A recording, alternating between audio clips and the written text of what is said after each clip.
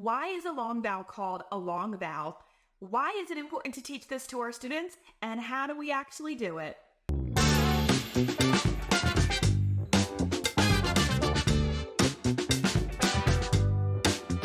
Welcome to episode 13 of Phonics Rules for Teachers and How the Heck to Teach Them. I'm Martha, and today we're going to be talking all about long vowels. First, let's define what a long vowel actually is. If you remember from my video on short vowels, we call short vowels short because our mouth only makes one movement when we make a short vowel sound. Long vowels, similarly, are called long vowels because when we make a long vowel sound, our mouth makes two movements. It opens and it closes. The sound of long, A, E, and I, and with a little bit of a Y sound, and the long vowels O and U, and with a little bit of a W sound. Long vowels could be classified as diphthongs because technically they glide through two sounds. For example, A, E, I, O, U. The 5 long vowel sounds can be heard in these words: ape, eat, ice, know, use. Before you teach long vowels, there are certain things that students should already understand and know. 1, they should understand that letters represent or spell sounds. 2, they should know the single letter sounds. 3, they should have a solid understanding of short vowel sounds. And 4, they should be able to read words that contain single letter sounds and short vowel sounds. I also like to teach the most common consonant digraphs before I teach long vowels, but that is just a matter of preference, and there's nothing wrong with teaching long vowels before you teach consonant digraphs. How can we spell long vowels? When we refer to long vowels, we are speaking about the sounds A, E, I, O, U. In English, we can spell each of these sounds a variety of ways. Long A can be spelled with 8 different spelling patterns. Long E can also be spelled with 8 different spelling patterns. Long I can be spelled with 6 different spelling patterns. Long O can be spelled with 5 different spelling patterns. And long U can be spelled with 5 different spelling patterns. In all, that is 32 different ways to spell the long vowels. If you like a complete list written out for you to use, you can find that in my How the Heck to Teach It resource that is linked in this episode.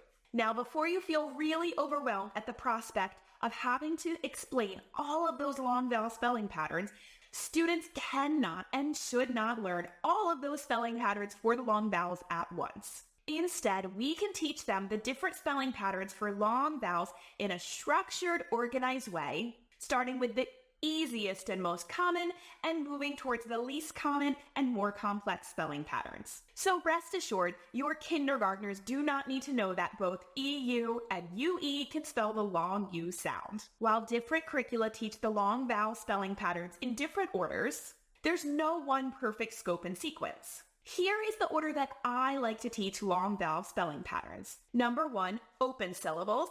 Number 2, silent E syllables. Number 3, the most common vowel teams. Number 4, Y as a vowel. And number 5, the less common vowel team spelling patterns. In some future episodes, I will be sharing exactly how I teach each of those spelling patterns, so be sure to subscribe so you don't miss that. Now let's talk about how to introduce long vowel sounds to your students in your classroom. I'm going to share with you step by step exactly how I introduce the idea of long vowel sounds to my students. Number 1, start by reviewing short vowels.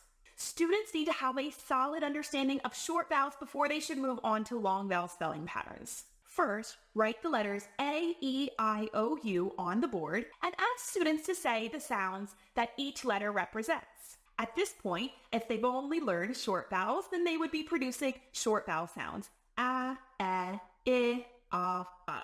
Then, say some words with short vowels. For example, cat, or egg, or pin, and have students identify which short vowel sound they are hearing. So for example, for cat, they would say that they are hearing a, and then you can identify that that a is spelled with the letter A.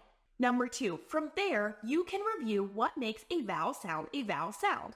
Explain that vowel sounds are formed when our mouth is unblocked when we're making the sound, unlike consonant sounds where our mouth is blocked in some way. Number 3, now you can review that letters represent or spell sounds.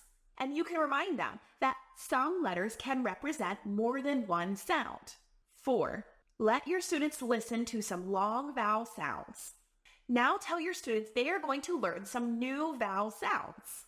Again, remind them that vowel sounds are produced with an open mouth. You can illustrate this by having them say the B sound and then having them say the E sound.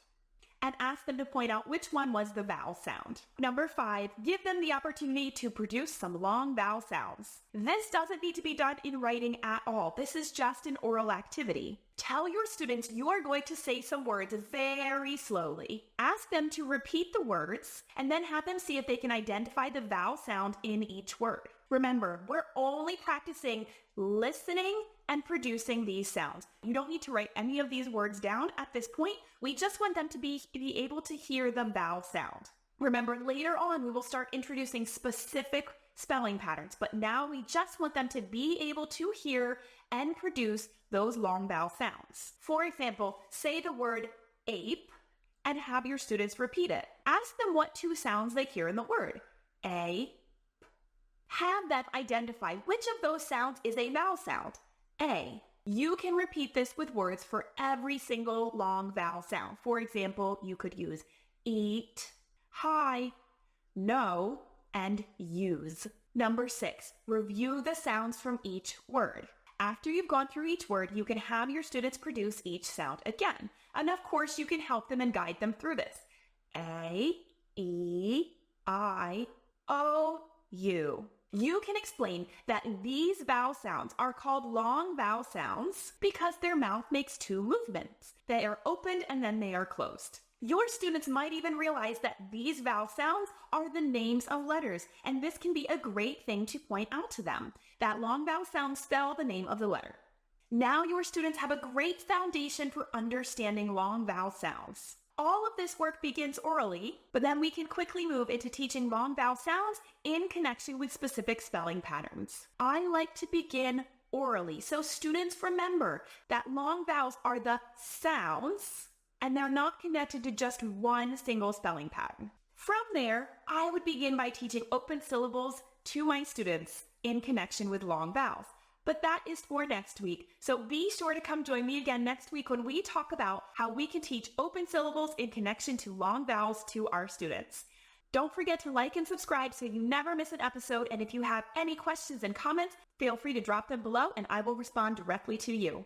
Thank you so much for joining this week's episode of Phonics Rules for Teachers and How the Heck to Teach 'em.